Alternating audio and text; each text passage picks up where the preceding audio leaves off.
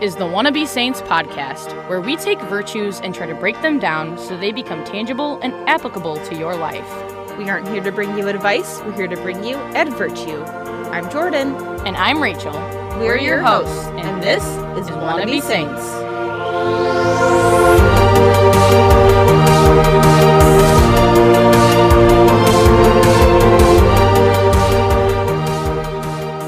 Welcome back to Wannabe Saints. We are back with Daniel for part 2 of his story. Just kind of picking up where we left off, and we hope you enjoy. The next one we're going to talk about is humility. Yep. And so the virtue of humility is seeing ourselves as God sees us. It's recognizing both our strengths and our weaknesses and our need for God's grace. It frees us from pride, fosters gratitude and service, and turns our focus outward towards others. At its heart, humility means placing God at the center of our lives, using our gifts for His glory and the good of others. Just as your little sister and seeing your life, I think this is like the time in your life where you were, and you can speak for yourself, I'm not trying to put words in your mouth, but you didn't carry yourself in pride or in arrogance, but it was just this criticalness in you and this almost like somewhat, it was like a weird mix because you're such a fun-loving guy, but you had these moments of such criticisms. And who you are now, you're the most affirming person I know. It's like night and day different. And so what God brought you through that you're going to get to share is just really neat to see that He just took you through some hard times. And now you're like the most humble and affirming person that I know. So. Well, that's a massive compliment. Thank you. Yeah. But yeah, I remember being critical looking back. And I think that honestly ties into my addiction to pornography. Yeah, I was wondering. I was like, you get fed up. I was actually battling that addiction for 4 years without victory. That's a long time. Yeah. And so I felt like a hypocrite all the time. Mm-hmm. So that was definitely part of why I was that way. I just was miserable a lot of the times. Yeah. And so I would go through waves where like a couple months I'm doing better than I normally am, feeling some victory. But then there's months where I would be like really just sucking in that. Yeah, because how old were you when we lived in St. Charles? I was 22 there. Okay. Yeah. So you were at the end. I was at the end of that. Yeah. Yep. Yeah. I think. Yeah. I can't remember.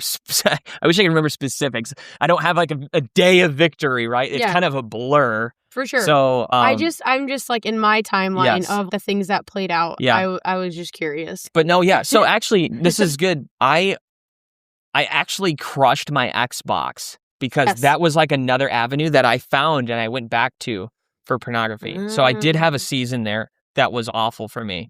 But after I remember leaving from St. Charles and finally having, moved on from addiction or whatever. So yeah. So if your kid plays Xbox, monitor that also. Yeah, game consoles. Yeah, you can find that stuff anywhere there's internet access. Assume you can find it. Mm-hmm. So Spotify even has it. Yeah, album covers and stuff or whatever. I don't know whatever else is there on there, but anyway, I think that definitely gives for room for criticism, being a critical, harsh person. But I needed just a lot of healing in my heart. But then I went, so Justin Fatica yet again, I went on a pilgrimage, one of Katie's. So For His Glory tours, absolutely for His glory. I went there and goodness gracious, this was probably one of the funniest times for me of crying in my life. A lot of crying in my life. But Justin Fatica, we were in a church, we were in a basilica, and we were talking, and he just told me that, he honestly just laid into me. But I respected the heck out of Justin. I thought he was awesome. I still think he's awesome. He is awesome. But he told me, he's like, you know what, Daniel? You need to get over yourself. He's like, you need to get over yourself, and you need to love your dad. Your dad needs you. Your dad needs you to support him and to love him and to look at him and realize how wonderful of a man he is. He's like, I meet very few men that are as wonderful as your father is. He's like, you don't know how lucky you are. And that's your problem. Get over yourself and love your dad. And that was a good impression of him, by the way. Thank you. But he grilled me and I lost it, dude. I was crying I literally cried for like 3 hours into this public pilgrimage, like just crying. And so at first I was crying because I just got absolutely laid into by someone I respect and told me to get over myself. Nobody wants to hear that. And then number 2, after I was feeling sorry for myself for getting grilled and embarrassed, he didn't do it like publicly, like, hey, Daniel needs to get over himself. No, but he came up to me and was like, I'm done with Daniel's crap. And he could see how prideful I was. And so that was the biggest change in my life in terms of that. And he opened my eyes, but I realized after probably an hour and a half of crying, mind you, I'm like a 22, 23-year-old man. Like, that's embarrassing. But I cried that long because I realized halfway through, I'm crying because I am so prideful. My pride is hurt so bad that I'm weeping about myself. And then I lost it because I felt so sorry to the Lord that I mattered that much to me. That somebody bringing up my flaw shook me that hard. He probably has no idea that was a pivotal moment in my life, but that changed me forever. Wow. I didn't know that. Yep. I knew that he said something to you, but I never got to hear what. Yeah, and it saved my relationship with Dad. I used to criticize the heck out of Dad. I used to constantly bring problems to Dad. It's like, wow, can you imagine trying to go through life? I'm sorry, Dad, when you listen to this, like, can you imagine trying to go through life and somebody's just constantly kicking you when you're down, kicking you when you're struggling? Like, no, we need people to lift each other up. Yeah. Lift each other up. Yeah. Like, we all struggle. We are all going to fall and fail and fail. Yeah, Righteousness, right? Rising 7 times, right? Yeah. We have to assume the best of people. You know, like they're not out to hurt you. Most aren't. Yeah. You know, you assume the best first, and love first. Yeah. So that was kind of the end of that. Yeah. No, you set yourself up for failure when you assume the worst of people in any relationship. Okay, so going back into humility. So the main reason that I picked this virtue is because of a relationship that you once had. So how about you just deep dive into the ins and outs of like what you're willing to share? Yeah. So just for starters to say, like, it was not a good relationship for either of us. Neither of us were ready for marriage. We were ready for just responsibilities. We were not mature enough. God was not done shaping us. We needed some healing and some growth. But yeah, basically I met this girl through Rachel at her college. And so she was a friend of Rachel's. And for me, I was, finally, right before this, I had finally decided on, like, was I going to be a priest or was I going to get married and have kids? And so I had prayed on that for a very long time, had a really special and cool moment with the Lord in church, and finally got... Why don't you just share that? Because it's a really cool story. Sure. So I had prayed on being a priest since I was 13 years old. A priest, like, I was an altar server. I loved altar serving. And he kind of took me in front of the whole congregation at church, at our tiny little parish, and said, "Wouldn't this young man make a wonderful priest?" And everybody clapped for me. And I was like, wow, like, maybe I want to be a priest. And so for 3 years solid, I said, I'm going to be a priest. From 13 to 16 years old, I'm going to be a priest. And I'm sure everyone can guess at 16 why I felt like maybe I don't want to now. I liked girls. I wanted to get married. I wanted to have kids. And so I was then at war with this thought and I guess this discernment, but I didn't table it. I tried dating girls, never was successful in high school, praise God, but I discerned for a long time, and even into my early 20s was discerning. And so, right about 21, 22, it was right before I met her, a couple months before, I was basically given a vision from my sister-in-law, Emily. That's Nick's wife. She presented to me a vision she had in Mass one day. And she's like, Daniel, I just want to share with you my vision. And, that's your thing to decide with the Lord what this means. But she's like, I just had a vision of you going up to the altar and you placing 2 things on the altar for the Lord. And you're placing marriage and you were placing the priesthood on the altar there for him. And I've prayed on that a while. And it was very cool for me. But I ended up just not getting, like, a true answer out of that right away. And so I kind of felt confused. And then, so that was honestly probably a year before I got my full answer to that. And I had been praying a long time, still praying through like relationships. Not sure if the Lord was going to call me to that, but I always felt like I was running from God. And I heard the story of Father Larry Richards, like he was running from the priesthood, running from it, and then he became a priest, right? Usually the running from the priesthood stories end up in them being a priest. And so I kept praying that, like, God, change the desires of my heart for you. Like, whatever you want from me, you have to change my desires. I want marriage. I really want to get married, but I want to do your will above all else. If you want me to be a priest, I want to, but right now I don't want to, so you need to change me if that's your will for me. So I prayed that for a long time, like daily. My intentions were, what do you want me to be, Lord? What do you want me to do? It made it actually extremely difficult for me to engage in anything. I was roofing for my dad, running a crew, and I didn't know how much this was like actually like squelching the fire within me. And so I actually was like, I'm sick of this. I am sick of this. Like, I don't have an answer. And I had an answer the whole time, right? I don't know when I had that answer still, but I had that answer because the desires of my heart had never changed. And I just wasn't trusting in the Lord. I was feeling like I was failing him if I chose marriage, if I chose to pursue that as my vocation. Just kind of because of those stories, I'm like, I don't want to run from you, Lord. I don't want to pick something that's outside of your will. And so I just basically kept, that hung up on the wall, like, yep, that's what I'm doing right now. I'm not sure what I'm doing. Like, those are for you to decide for me, and like, I just wouldn't act on anything.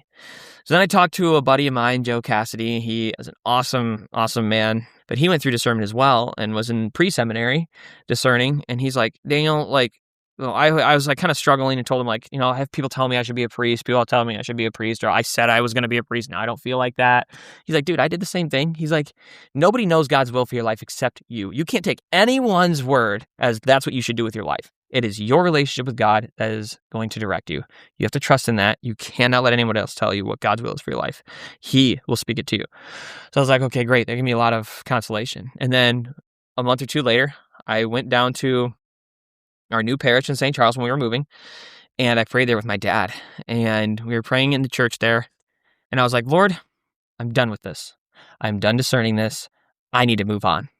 Like, this has been a long time, Lord. And so I sat in the back pew there, and I was like, Lord, I'm pursuing marriage. I'm done with this. I said this prayer for so long, like, change the desires of my heart. If it's not marriage, I guess I just feel like I should be a priest. I don't want to though. So like, but I'm done with this. I need to move forward. And so I decided to, like, I'm pursuing marriage. Felt kind of guilty about that as I left I left the church, sorry. And then went home and I take a shower, and in the shower, the Lord just kind of like rocked me. And like, I was praying and just talking to him after that. And I just felt confident enough that, like, he's not going to fail me. I've been praying this so long. Why would his grace be insufficient for me that I would be doing this, like, and not inside of his will at this point? Like, he's going to guide me. And so I was like, right, I am pursuing marriage. And still, Lord, if you somehow, like, called me away from this, fine, but I'm not praying on that anymore. I'm praying for my future wife. I am praying for my future with children. So then all of a sudden, it was crazy. My faith boomed.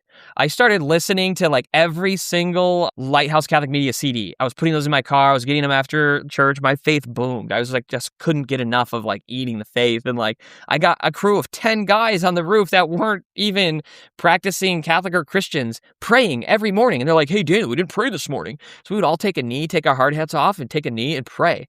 And these guys were asking me this. And I'm not saying that to, pat myself on the back, but my faith blossomed because I was finally moving forward with motivation, with gumption, with like passion. And so my faith was booming, and then I was super excited. And so then, anyway, that was kind of how that came to. And I saw, when I was in the shower, God brought that vision back to me and was like, Daniel, this has been your prayer. This vision is you bringing these two things to me on the altar. You have laid them on the altar for me. And your prayer was for the desires of my heart, like change them. They have not changed. Do you not trust that I would do that? Do you not trust that I would guide you, my son, when you are offering these to me? And so then I felt like just so much consolation in that. It was incredible. That's awesome. But yeah, anyway, so like moving into my that next relationship. So this girl like checked every box for me. And so I guess for anyone listening, this is like your warning.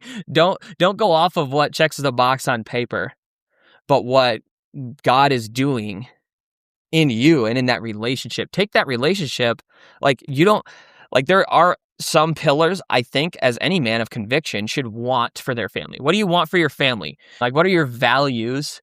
And faith and faith. Like, we're going to be Catholic, radically Catholic. Okay, great. Well, then find somebody that embodies that. Yeah. But anyway, I just relied on checking the boxes that I wanted, not what God wanted. So she was all about homeschooling. Beautiful thing. I hope she does that for her future kids. But that was something that I really wanted, and she checked that box. And then I wanted somebody that was like outdoorsy. I love the outdoors. I love hiking, camping, fishing, all of it. You name it, hunting. And she checked that box.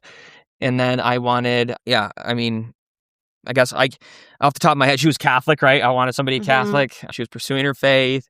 And yeah, she was just like seemingly really likable. So anyway, those things were like massive to me. She was outgoing. Yeah. Very outgoing. Yep. She had a lot of humor. Loved that. So it was great. And I was like, this is amazing. I can't believe this. So we started dating, and I was just committed to that. I didn't look at the person as a whole. Like, is this person ready for marriage? Is this person is she healthy enough to start a family? And like, that wasn't the case. Wasn't the case for her. And it wasn't the case for me either, because I wasn't like identifying those. I was just being like, in this sense, I was being a boy. It was my first serious relationship, but I was not focused on, can I build a family with this person in the way they are right now?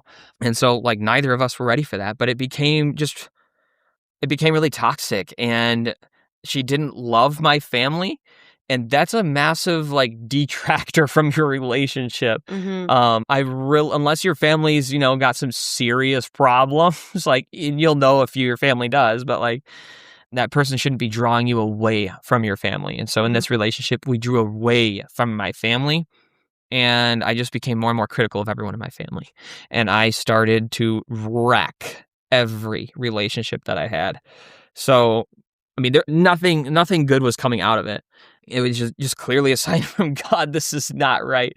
That's not the sign He presents to you, right? God, I just personally don't think God gives you bad things to make good discernment on, but He gives us good judgment to decide. Okay, the Lord would bring beautiful fruit and wonderful peace and joy, and that's not what either of us had in this. We've clung to, the idea of marriage, the idea of building a family, and this relationship was just constant fighting and arguing, and like, I don't know, like part of me wanted to just like love her and rescue her, like, be the savior complex in this relationship. And that's not how you build a relationship. There'd be nothing wrong with me befriending her, but like, anyway, man to woman friendship usually is for a pointed reason, right? It's usually pointed for marriage, but it just was not healthy, and I endlessly became a worse version of myself through it. Yeah, so I guess moving on, if you have another question for me in it. Well, so like this relationship got like really serious, just for people to know, you did get engaged. Yep. And I don't know what you want to share. You planned a wedding, sort of, had saved the dates go out, called off the wedding, had a new one, called it off again. Like it was a relationship that truly was, it was so up and down. If you don't want me to share certain things, I'll take them out. But I lived at home during this time, and she left college before I left college, and she moved into our house. And then it was to the point that like I would come home, and I would see if like the truck was in the driveway, and if her truck was there, sometimes I would leave.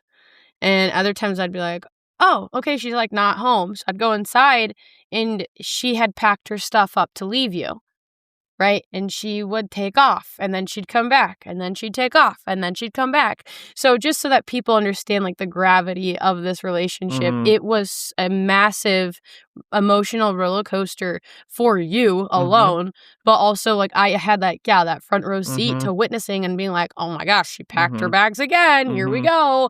Is she really gonna be gone? Or, Matt Fradd's wife said, Cameron Fradd said, our wounds are rubbing up against each other. And I think that that's such a good phrase for any relationship, but like truly your wounds in that relationship caused it to be so emotionally volatile and toxic.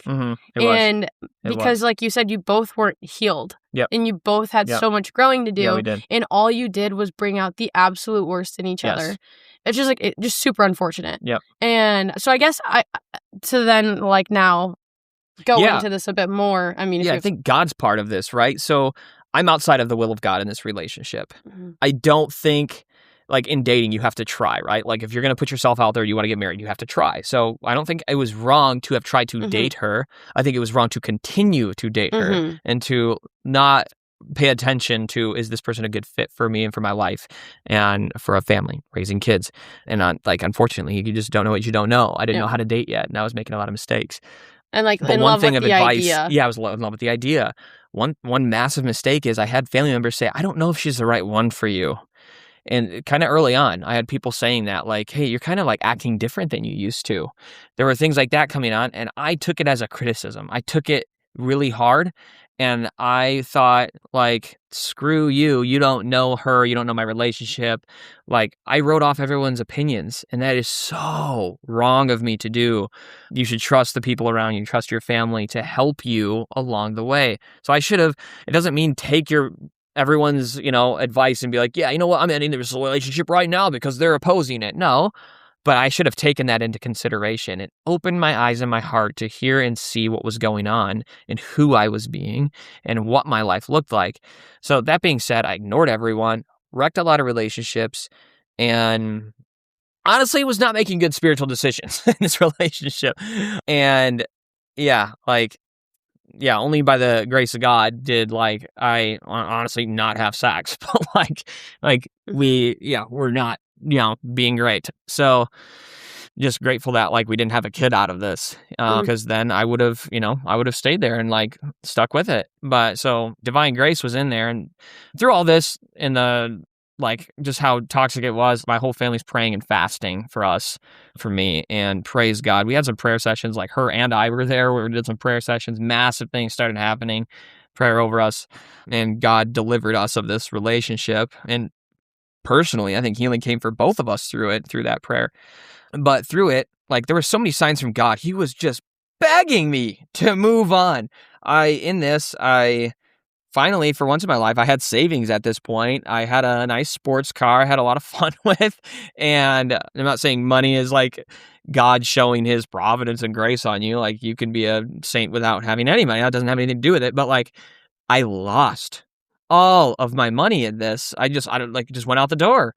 And then I broke my leg and I couldn't work. And I was scrambling to try and make money. And business wasn't good for my dad and our company. And it was just everything was getting awful. And then I randomly got a cyst that I had to go to the doctor with. I had so many things happening, and I was just closed eyes to this. Looking back, I'm what was I doing? I was so mentally sick and sick in my heart. How could I not pay attention to you, Lord? And yeah, I guess through it all, it was the saving grace of my family pulling more than their weight in prayer and fasting.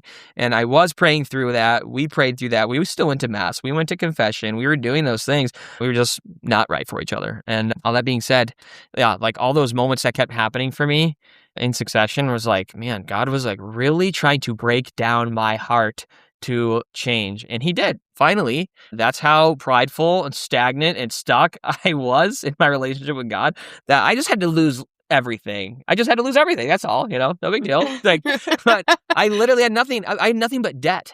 I had 15 grand in the bank, and then I come out at this moment with negative. I was way in debt.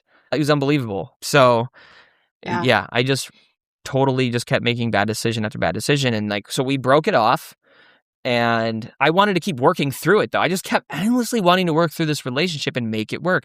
So we broke it off, and I was trying to take the ring back. And then it was like, no, well, if you take the ring back, the relationship's over. And I'm like, well, that kind of makes sense, right? Like, if you're going to call off your marriage, then the relationship's over. So I was like, fine, I want to keep trying.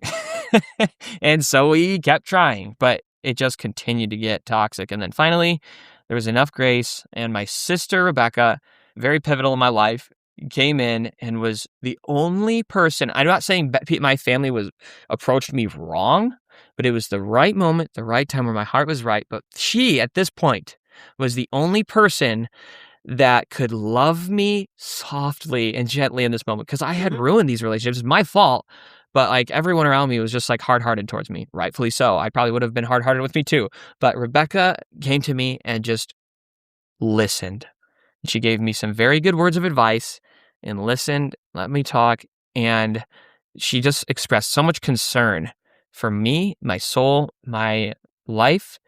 And through that, and also before that, my brother doing some renouncing prayers over me, which was super healing and helpful. But like those two things combined, like set me free, and we finally broke it off and moved on. Yeah. But yeah, it was not good. So yeah. And honestly, it was after that relationship that you like really changed. I was a different man. Yeah. So this kind of brings your next point of humility. So obviously through this, I had zero of that. There wasn't an ounce of humility in me. And that's something I'll always be striving for, is to have humility. But what God did for me in this is he brought me to somebody who does have humility and lives humility every single day. That's my sister, Rebecca. So going through this, getting out of this relationship, I was a wreck, and I left a lot of wreckage back in Illinois. I moved, went to California, and I was like done. I was like done right now. At that moment, the business was struggling. I'm like, I need out of here. I'm broke. Like I literally have no money. I had to sell my sports car to get any money. And then I packed up and left, and Becca and Chris took me in with open arms. And I just took like a hiatus from life. I was like, I'm exhausted. I don't even know who I am. I realized I destroyed everything in my life, and I hurt so many people. I hurt myself. I hurt her. I hurt God. I hurt all my family members. I just hurt everybody. And I needed to leave. I needed to leave to heal. And so went to California, moved out there, and I didn't work for 3 months. And looking at it, I was trying to like go through this in my heart and with the Lord in prayer. And I was like, I need to be by Chris. Chris is a righteous man. I still believe this, but like Chris is a righteous man. He is so on fire for God. Like I thought about like moving by my brother Nick in Michigan. I thought about like going by myself somewhere. Like I've always loved the mountains. Maybe I'll go live in like Wyoming. Like I just need to go somewhere else. And after weighing on it and praying on it, I was like, I need somebody that's like not family, but like a good male figure, like somebody not biased. And I just like felt Chris was that. And there was a lot of things I admired in Chris. And so I just felt like he was a warrior for his faith. And he was just so like not emotional, and I'm super emotional as a person. He's not emotional. He makes really good, healthy decisions. I really admired him for that. And I'm like, I want to be by him. He's going to change my life. I need to. And he did. But little did I know that God had me go out there to watch Rebecca live her life. I watched her for 3 months. I didn't get a job. And like Janie and Don at this point were kind of like, are you going to get a job, dude? Like you're like living upstairs in our house. Like you spend all day over there with Becca, just kind of playing with the kids and like living life over there. What are you doing? Like, but I was healing. I just needed to heal. And so I lived daily life with Becca, and I have a special bond with her kids now, lots of fond memories. And like we were best friends growing up. So it was really beautiful for our relationship to have that time to rekindle that love of our friendship. And yeah, it was then I realized that Rebecca was just like the most humble person I've ever met. And just, yeah, again, watching her live her life changed my life, changed my heart. I watched her practice her faith in so many beautiful ways and so many details.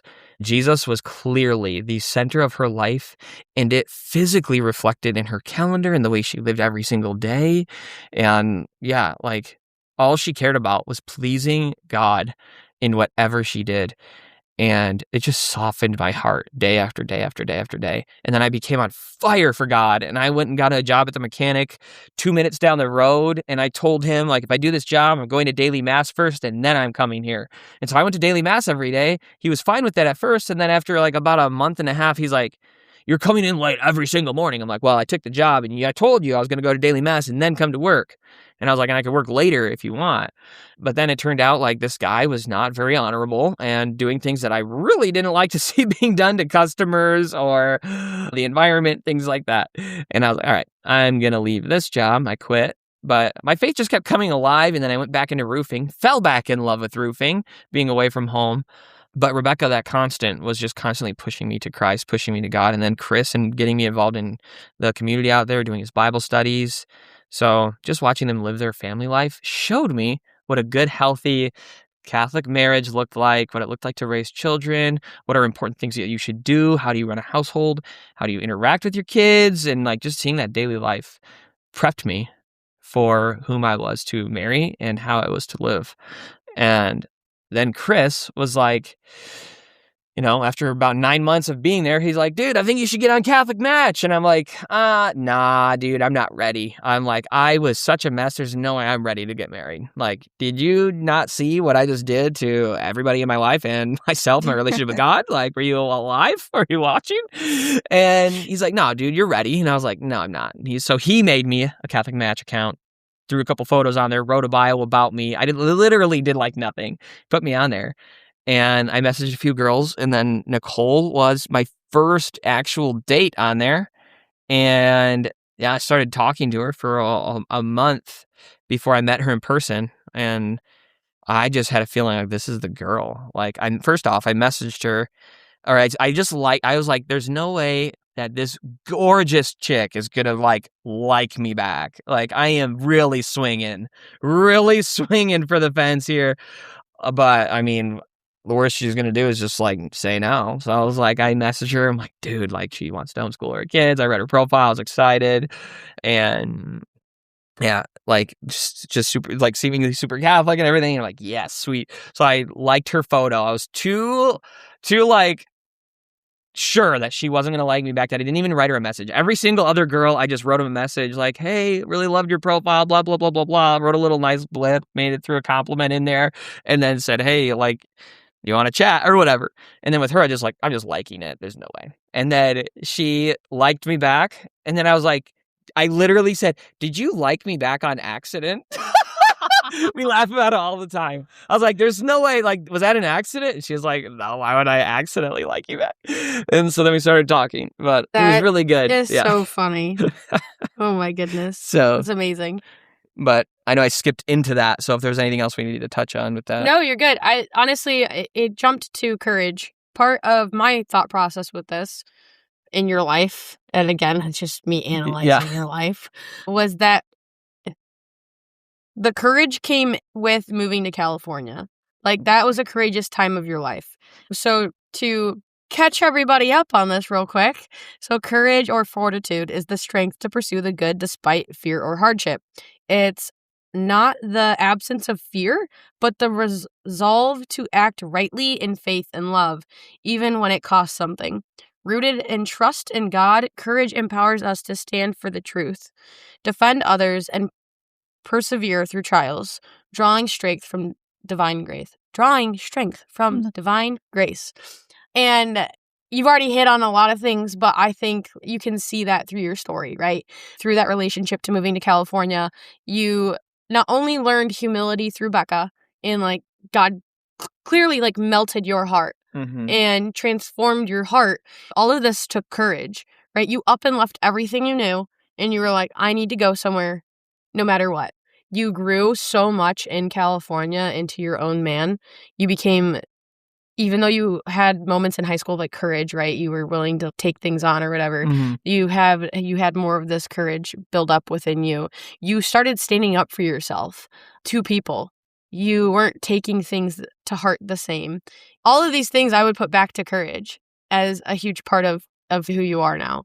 You're not fearful of things. So I think you can see that with your moving to California. One thing I do want to say, actually, going back to the humility section. Mhm. So again, not having humility, but an act of humility I had to do. Mhm. I love my family, and in that time, I wasn't loving my family while I was in that relationship, and so I had to go back and I apologized to every single person for the way that I was, for who I was, and whatever I did. Because honestly, when you're in those times of absolute destruction, you don't know all the things that you're doing or saying. And I was like, dude, I need to go apologize to everybody. I apologized to everybody in person.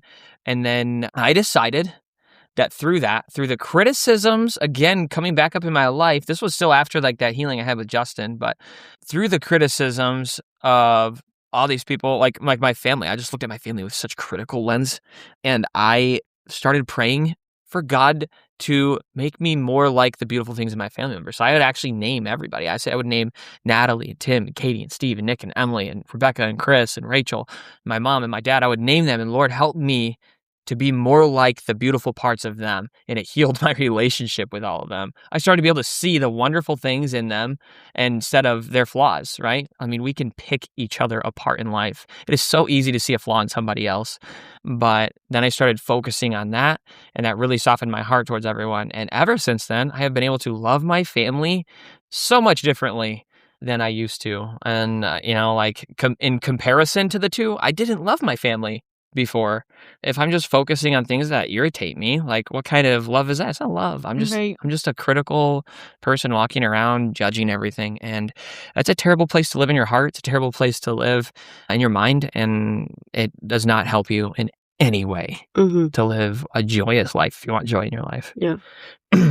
But so for humility, I just wanted to say that was probably the biggest practice of humility I had to do, because I just had to apologize for basically being me, whatever I was doing, like how I was living my life. I'm sorry for being a complete jerk. Yeah. Yeah. God really brought you through on that. Mm-hmm. Yeah. He did. Okay. So going back to California, when did you start to feel like you were finally becoming your own man? Yeah, I mean, I walked into a job and gave stipulations to them, right? Like, I was passionate about cars. I always have been. I still am. I just don't have enough money to be passionate about cars anymore. So I would love to have a sports car, like a lifted truck to spend a bunch of money and time on, but that's not the case. I'm building a family, not that. So, but yeah, I walked in there and I said, this is how I'm going to work here if you want me to work here. Like, I had zero experience as a mechanic. I just wanted to work on cars. I just thought that was kind of funny. I did that, like looking back now, but I had nothing to lose because I didn't care. I wasn't having bills to pay. So I didn't come in there like, I need this job. Like, well, if you want me to work here, I will, but I'm going to go to mass every day first. And so I think that was a nice step in courage. And then coming out of that, I quit the job on moral code because I refuse to work somewhere that operates this way. Not doing it, terrible, goes against every character of everything that just strikes a chord with my character. I will not do these things. I won't watch it happen. I'm out. The integrity, yeah. So I left for that. And then, so like those were ways I practiced it in my life with courage. And then like I did start standing up with like watching Chris and admiring the righteousness in him and the ability to debate without being emotional. I think watching him do that and hearing him do that all the time helped me learn how to do that just by watching him. And then I took another job in roofing, went back into that, and that's where I really excelled. So I loved that, had a lot of fun. But I also left there because someone broke their word to me. They promised me something, who didn't hold it, and I'm like, well, I'm out of here because your word means nothing. I'm not going to work for someone that their word means nothing. And so then I left there, and then I didn't realize I also didn't love California, love Becca and Chris to death, but I am not a city boy. That was not for me. And so then I left there. But I would say those are a few ways I showed courage for myself at that point. Yeah. Awesome. So then let's move into leadership. Yeah? Yep. Yeah. So moving into leadership and living as the provider, protector, and sacrificer. So the definition of Catholic leadership is about serving as Christ did, rooted in sacrificial love and fidelity. It is exercising strength through service and not control. And marriage shines a light on masculine leadership where servitude is highlighted. A man models Christ in his sacrificial love and care for his family. going back full circle to the beginning when we were talking about toxic masculinity, this one is where I think people could easily be like, you're putting your wife down, right? It's like, I'm the head of the house, you do as I say, yada, yada, yada. Mhm. And that this is where people would perceive masculinity to be toxic, right? Mhm. But truly, it's this sacrificial love, Mhm. this dying to yourself Yeah. for your family. Right. So, which is your current state of life right now. Mhm. So now you've gone through all of these things, and now here you are getting to live in leadership Mhm. in more than one way, in your job, but also in your family. Mhm. So, how has marriage deepened your sense of what leadership really means? Yeah. I guess first thought I had just talking about this with the whole toxic masculinity thing. So a lot of people, I guess the world kind of tells us, the woman should have a job, to be able to pursue whatever she wants, that kind of thing. And I mean, I'm not here to, obstruct my wife and what she wants to do. I simply found a woman who wanted what I wanted, right? I found a woman who already stated they wanted to be a stay-at-home mom. I already found a woman who wanted to raise my children at home, homeschooling. It's a lot of work to do that. She wanted it. Because I know that you can't force anyone to do anything. Mhm. If you try to force anyone to do anything, it just is not a beautiful thing. I want a beautiful thing. So I found somebody who already wanted that. So that's a common goal for us. But yeah, so going to the question, how is marriage deep in my sense of what leadership means? I think you have to learn through, I just learned a lot about leadership. I think I'm still learning. I'm super young in my marriage. But so far, what I've learned is that you give up every single one of your desires in a good way to lay down my life for my wife and my children. I initially was like, I want to love you and you want to be in Michigan, let's be in Michigan. I will do that for you because I love you and I want you to be my wife. I just want you and everything in my life. So I guess that's number one, right? I laid down wanting to be, I guess, around family, So however, I still have Nick in Michigan, which is great. But I think that's number one. I sacrificed that and went into that. And then two, it's I've heard a lot of men in the construction field constantly talking about what they're doing for themselves all the time, getting together with the dudes, kind of phrasing it to their wives on the phone oh, it's a work thing. We got to do this for work. And I'm like, no, you don't. Actually, your buddy just called and I'm sitting here right next to you and said, hey, you want to get a beer tonight? And you're like, heck yeah. Hey, we have a work event, blah, blah, blah. I'm like, no, you don't. I heard that so many times. Or dudes that are constantly keeping up with the Joneses together about, oh, I got this new gun or I got this or I got that. So I think for myself, I have chosen to sacrifice all those things that I wanted. Some might look at it as I sacrificed too many things or I should still have a hobby. But for me, I almost feel like I don't have a hobby. My hobby would be kind of doing homesteady stuff. I build a shed or I build a chicken coop or, I take care of chickens with my wife. But I let go of pretty much all of those passions I had and did whatever I felt was best for my family and spending time with my family, spending time with my wife. So I think it's just kind of sacrifice, your desires and your wants for what's good for the family, what's good for your wife. And I think that goes against the grain of what the world tells you. They say, you need to do what's right for you. You need to do what's please the senses for yourself. And while it feels sometimes oh man, I used to do that. That was so fun for me. Day in and day out, I would still pick the same things that I've been doing and continue to spend time. Tomorrow's not promised. I could draw my last tonight as I'm laying in bed. Would I really have wanted to spend that hour detailing my truck and it's shiny and I love the way that it looks? Or would I have rather played with my kids on the floor driving the cars? Or would I have rather, spent that time with my wife taking pride in, the rabbitry she's doing or going on a drive or a walk or whatever we're doing, those things? I think that's what leadership is just laying down your life for the good of your family, for the good of your wife. Mm-hmm. What has surprised you the most about being a provider and protector in your home? I think how difficult that is. I feel like it's just it's a heavy weight as a man to just go into that. I don't know that anyone talks about that enough, or maybe I just didn't think about it enough, but providing for your family is next level hard. So especially if you want your wife to stay home, this world is built off of giving a salary for a 2-income household. You want to do it on your own and provide for your children and get health care for your children and get, like not have to fix your car yourself. Right. To make that kind of income means you have to be kind of high up in a company. And for me, with having experience in roofing, that is a very, very hard ladder to climb, especially for myself. Knowing what I know, having worked with my dad for all my life, knowing more than most of the times the people that are above me, but because of my age, I can't assume that role. And I think a lot of times, like, I didn't have the maturity to have that role either, to be in charge of people yet.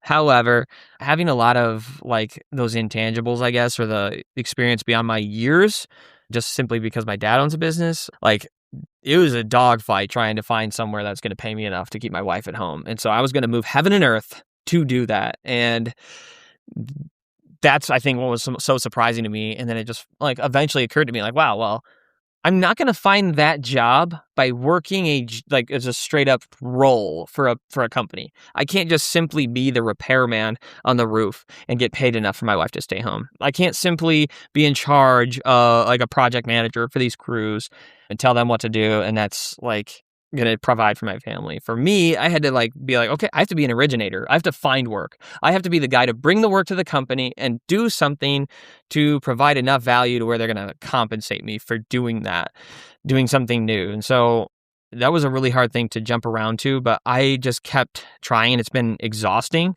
And I'm still kind of in that season of trying to provide for my family enough.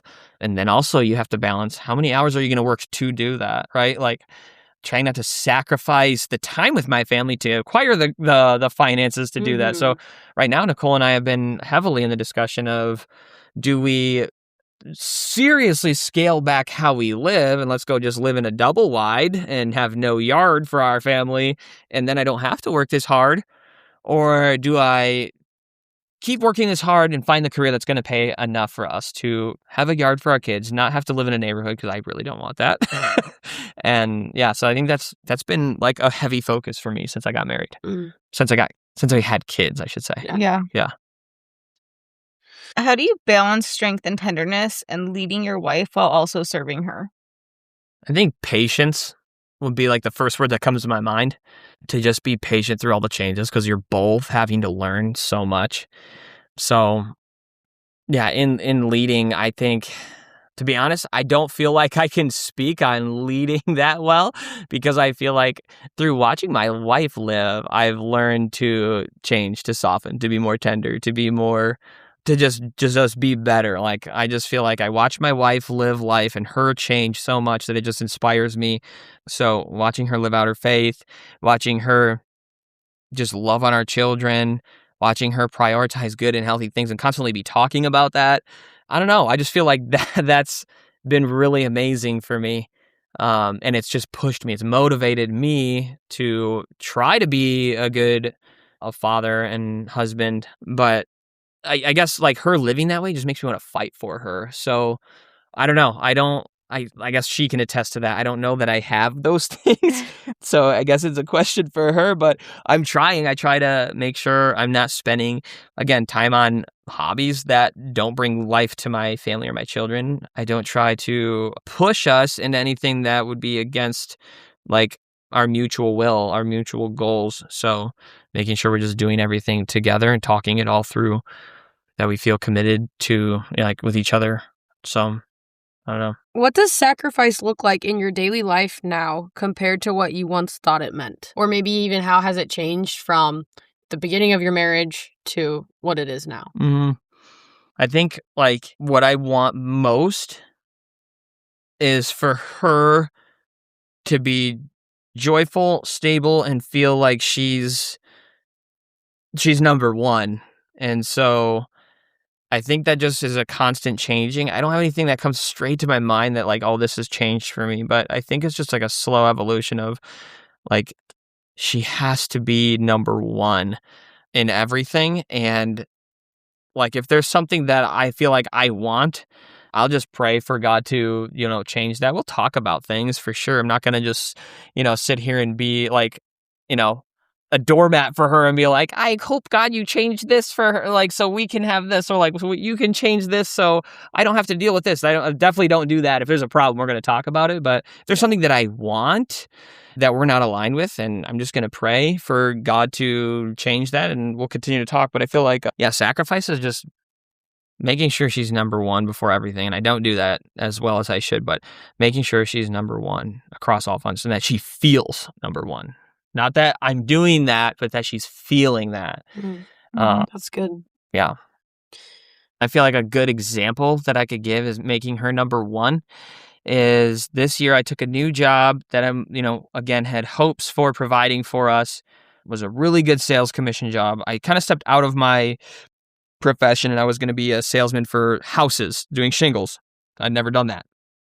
But I knew roofing very well and construction very well. And if you can stop a leak on a flat roof, I could probably stop a leak on a sloped roof. So I didn't feel intimidated whatsoever stepping into that. So I took this job. It was going to move us closer to her friends, which were in a really beautiful church community, in a really beautiful church community. And she had been doing a Bible study with for a year and a half, and just a really thriving parish. She wanted to move there, and I got a job opportunity through a friend through that Bible study group. And I was like, okay, like, we're closing up, this short try on a business. Like, let's do it. So I took the job, and about 2 months in, I absolutely hated the job. It was like soul sucking for me. It's not a bad job. It just was not good for me. And it was not a match for my personality. I realized very quickly I need a team like with me. So I just came home one day. I was like, I just really don't want to do this job. I don't think I like it. I want to move on and find something else. And we had literally just sold our house and moved. And so we're like 3 or 4 months removed from literally selling where we lived for 4 years and moving. And I'm asking her to like, hey, you mind if I change jobs real quick? Again? And she was pretty opposed at that time. So I was like, fine, I get it. I'll keep trying. And I kept praying. So I tabled it for a few weeks. Lord, like, please help me to get through this. Maybe I'm just uncomfortable. Like, I just need to really hit a groove. I don't know. Like, Lord, please change my heart. Like, help me to continue to do this job. And I could see that it could provide for me well, but it was going to demand a lot of things that I didn't want to do and something I already didn't like. And so then, like, I just would think I sacrificed that for her. Everything in me said, no, get a different job. This is not life-giving, and it's killing me. I wasn't really being a great dad. I wasn't being a great husband because I just was. You're miserable. I felt miserable. But I kept trying because I wanted her to feel like I was going to give this my all. So I pushed further than I would have. Yeah.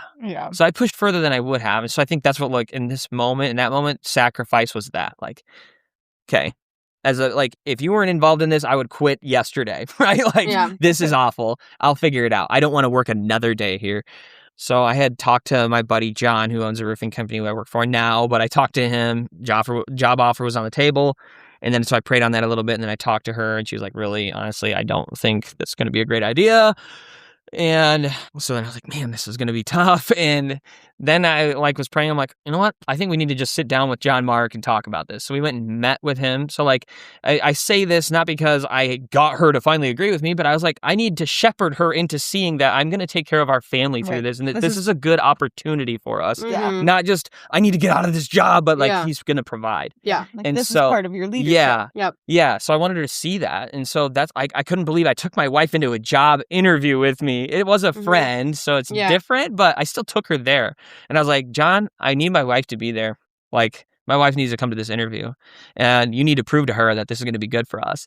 And so we went into this interview, and she felt peace about it then, like, because we could sit there together. It wasn't just me telling her, but like this is what I said. She could ask questions, and she felt great about it. Like, I don't know where your heart's at, where your mind's at. So like, ask those questions, and it was great. And it's been financially amazing for us. It's required a lot of work, but it's been really awesome. And we just need to relocate, and that'll be a better situation for us. But yeah, I think sacrifice looked like that. Going through a little bit more hell for my wife to make sure she felt ready for it. Yeah. So no, that's beautiful. And that's a really good example of that. So for the last one for leadership, what advice would you give to young men who are still trying to understand what it means to lead with love and faith? So I would start with pray in the morning. Like, start your morning with prayer. and I'm preaching to the choir. I need to do that a lot better for myself. But when I do that, it's very clear the Lord's providence is guiding me. So start your day with prayer. Don't fill it with other crap or your phone or email, whatever. Just ignore it all. Start your day with prayer. And honestly, one thing I guess that comes to mind for that is going back a couple of years when I was in transition working for my dad. I was training Jordan's husband, Kyle, in roofing. And he actually taught me how to pray for my wife. I have a long litany of intentions that I always get made fun of for because I just pray like my dad. That's how my dad prayed. That's how I pray. But Kyle took that to a new level. The way he prayed for Jordyn melted my heart. The way that he prays for her every day. We would go to work and I'm like, dude, this guy prays for her to have the details be awesome in her day. And I was like, no way. I've never heard anyone pray like that. Not just I pray that oh, Nicole has a great day. I pray Jordyn has a good day. No, I pray that Jordyn can overcome blah, blah, blah. And that she just has this good thing and this good thing. He literally listed 10 things for Jordyn, and he did that every day. And they were different. He didn't just stick to same five things. He was pertinent to what was going on in her life in that moment. And I was like, dude, what a love letter that she'll never see. What a little not a little thing, it's a huge thing. Yeah, the way he prays for her is beautiful. And so I started doing that in my life, and I started doing that for my wife, and it changes, it helps you to actually live your life for your wife. And I will speak to that. Kyle lives his life for his wife. It's awesome. I love watching him do that. And I am hopefully rightly envious in the way that he does that for Jordyn. I just love the love that he has for her, and I want to have that for my wife. But he's changed the way I did that. When you do that, when you pray specifically for your wife, what happens is you become focused on your wife having a wonderful life, not you getting what you want as a man, as a husband out of your life. You start living your life for that because you're praying for that for her. So it's how could you not want the good things for her?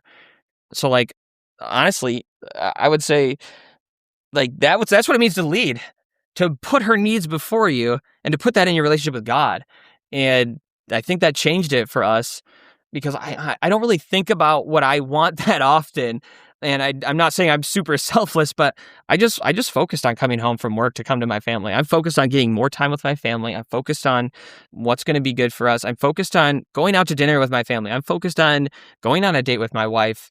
Those things are what matter because, again, I don't know how many days I have on this earth. I don't know how many days I get to look at my life, look at my wife, look at my kids with joy. I have a neighbor who lost an eye.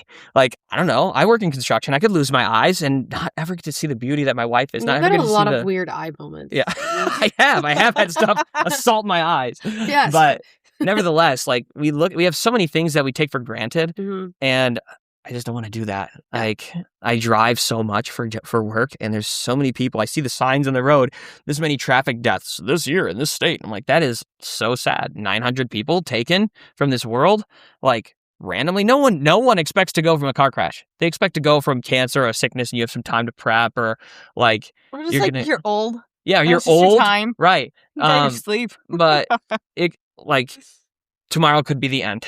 And do I really care about the dollar other than the long-term goal of my wife staying home? No, I don't care about that. I would rather spend my $50 extra on taking my family out to dinner where we're free from doing the cooking and the chores, and we're sitting there having wonderful conversation, enjoying each other's presence. I would rather spend it on that than put it in an IRA. And some people are going to look at me and be like, dude, that's really dumb. What about when you want to retire? Honestly, I don't know that I'm going to get to retire. And the way the world's going, I don't know how long I'm going to live. So I'd rather use that to spend it on my family.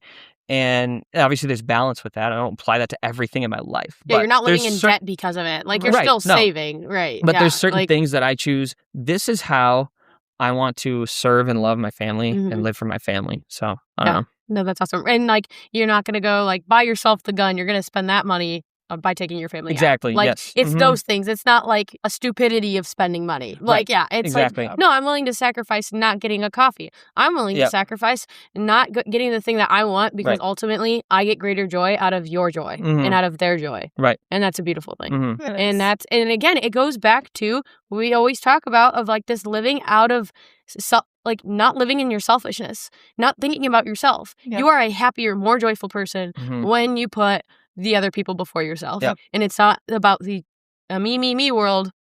It's about you. Yep. Yeah. Be loving, be selfless. Okay, moving on to some closing questions. When you look back on your journey, where do you most clearly see God's grace shaping the man you've become? In every step, He's got a new thing for you. And in every step, He's forming and shaping you in a way that you don't know that you need. Like, He's just constantly working. Like, I actually had a vision on this in the car when I was reflecting on your questions. And I was like, so a lot of people probably aren't going to know this, but like, I always remember childhood movies that we would watch. And I had this vision come to me of Brother Bear. Oh, jeez. Okay, so I think it's honestly not even part of the movie. It's the ending credits, but there's a little spot in there where this really silly looking bear goes and he looks in the ice. He looks in the ice and he starts laughing because he looks normal. But then Coda, the normal looking bear, looks in the ice and he looks just like that silly looking bear and he starts laughing, right? But I saw this and I'm like, oh my goodness, like, I am that silly bear. I'm the silly bear because like I have so much like things that are way out of whack, out of place, out of balance, and I don't know that. I look in the mirror and I say, "Oh, it's put together." But I'm like laughing. He's joyful. He has no idea. He looks so silly. So he looks in there and he sees that he's like a normal bear, and like, granted, he's laughing because he looks different. But in my mind, I'm like, oh my gosh, I'm the silly bear. And I look in the mirror, like I say, I'm fine, but I am an absolute wreck. And the Lord is constantly reshaping me. We can't see our mess. Yeah, right? we can't see our mess. And so we would cease to exst by exactly. our I look back and I'm like, oh my gosh, Daniel, like, how did anyone love you? Where do I clearly see it? Just in pulling me through it all and teaching me how to love. Yeah, above all else, like, regardless of all the, like, things that I guess in my mind don't matter, where I live, what I do, like, that stuff doesn't at the end of the day matter. It matters how much I love people around me and what kind of example I am leading and leaving for them to see. Like, am I loving Jesus? Am I making him priority? Am I respecting others? Am I speaking well of others? Like, all those little things, like, that's what's really going to matter. And so I just, like, I can clearly see that he's shaped me in those things and changed me. And everywhere I look back, it is obvious that he's changed me from where I am now to where I was before. Yeah. Which virtue, perseverance, chastity, humility, courage, or leadership has defined your growth the most, and why?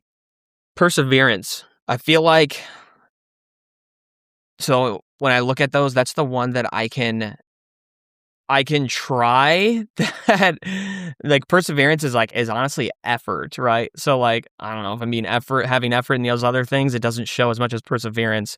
And so I had continued to pray regardless of the life point, regardless of the horrible choices. I continued to pray, and Mama Mary, like, pulled me through the perseverance. I always prayed the rosary my whole life. That's been the one thing I've stuck to very religiously, is praying the rosary for many years daily. And like, there's been times where I've been kind of rocky on that, but I've persevered in prayer, and that prayer has allowed me the grace to get through those really tough moments and to grow in those other things. So perseverance in prayer, because the rest of those is God's work. Yeah, it's awesome. How has your understanding of what it means to be a man changed through faith and experience? Yeah, I think like your visual of what it means to be a man is just like always, like, I don't know. It's like, if you were to put it into like an image, it's like just a rough and gruff and tough, like, get through it, grit through it, be tough, like, forge your own path, like, get through the difficulties. I don't know. I think of like an Iron Man challenge or a Tough Mudder, right? Like, that's manhood. It is like having the grit to get through it all and still be standing at the end. But like, really, is that part of it? Yes. Like, as men, that is part of what we do. But then you look at Jesus, you look at the crucifixion, you look at the passion of Christ, you look at all that he went through. undoubtedly, he had grit through that. But what he really had through all that was sacrificial love, to lay down his life the entire way through, never defend himself, but continue on the mission of love for us. And so as a man of your family, to pursue on with love for your family as the utmost importance. So I guess like just being married and having children now, like it is clear that's the mission of manhood, to lay down your life, right? Like Joseph walking with the donkey and Mary's on the donkey. Like he's walking. He is doing the hard work and he's walking through, obviously, like she has her own hard work, but he's just, you take the sucky job, dude. Do it and don't whine about it. Lay down all your wants and your desires. And ultimately, when we talk about those, we're talking about earthly things, right? Lay down your earthly desires and trade them. Leave them at the seashore and follow Christ and let him give to you what he decides to give to you.